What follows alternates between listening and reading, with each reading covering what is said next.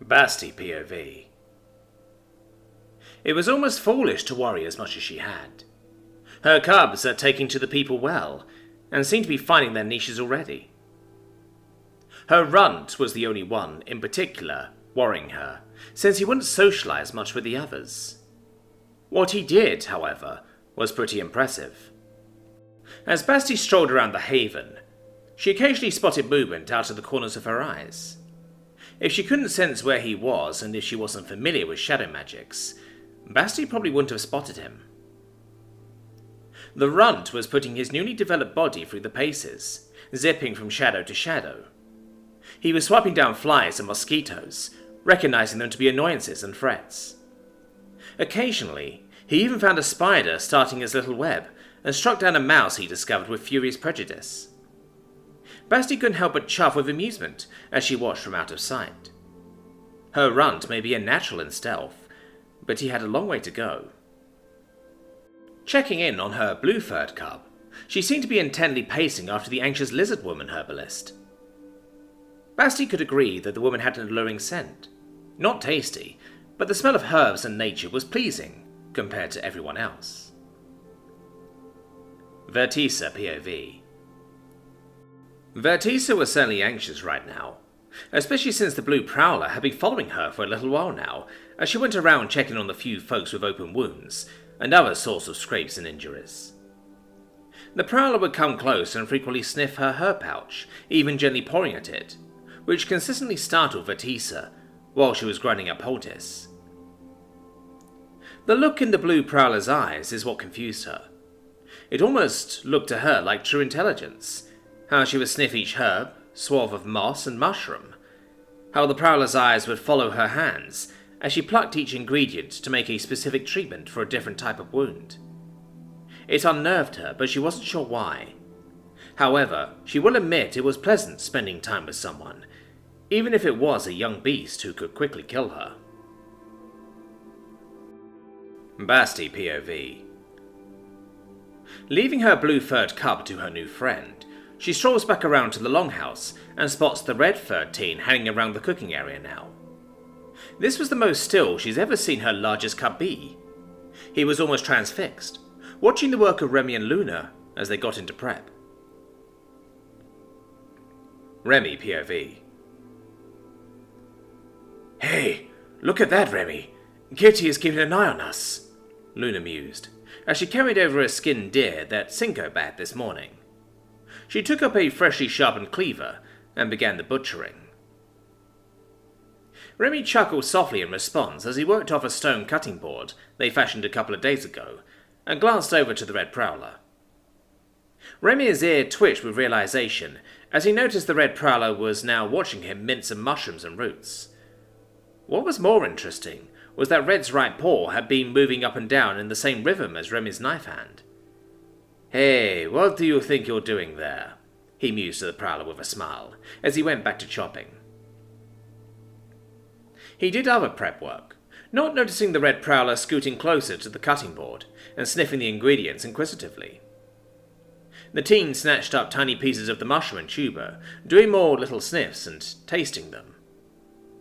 The red prowler quickly scoots away as Remy returns with some cuts of venison, a mixed herb paste, and a pouch of black salt, which was technically an alchemical ingredient, but that served no purpose here outside of cooking. Remy was soon struggling a bit as he got to work on starting the fire. Since the other camp members accidentally snuffed out the old fire pit before either he or Luna could save the coals and embers for this fire. Though as he worked on getting some friction sparks, he was suddenly surprised by the red prowler, as they suddenly blew a little bolt of flame into the fire pit, the wood catching a lot faster than Remy was ready for as he jumped back. The red prowler's ears suddenly reared back with surprise at Remy's sudden reaction, but Remy offered a smile as he held his hands up placatingly. Oh, hey there, it's fine, I'm fine. I appreciate your help, little buddy. The red prowler was hesitantly relaxed as he focused back on what Remy was doing. Basti POV. Basti couldn't help but smile as she stepped away, looking around for her final cub as she strolled around the haven, watching as most people and families started disassembling their camping areas. They were turning most of the tent materials over to Sylvia and Miriam to do with what they saw fit, and bringing the bedding, pillows and blankets into the longhouse to start picking spaces to sleep in tonight. After a while, she came across a group of children sitting in a half circle under the shade of the tree. A dogkin mother tells the kids some stories, and even sings songs they get to sing along with. Among the kids, she noticed her white-furred daughter sitting with the children as she meows and yowls along with the songs.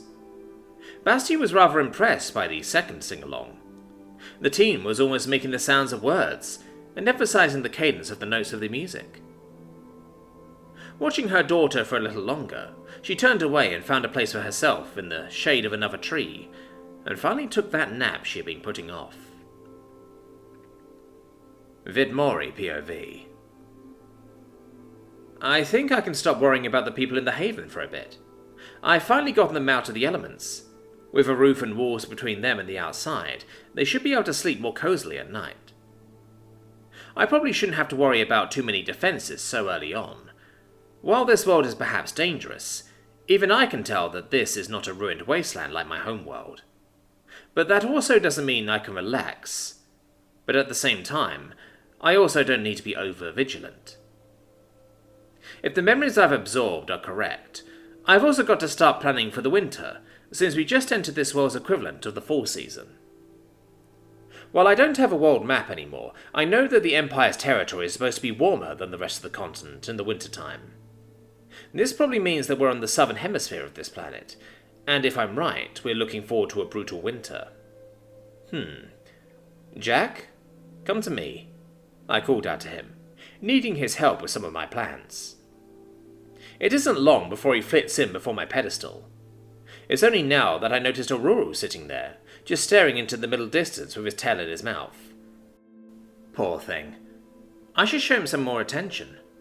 Look how out of it he is.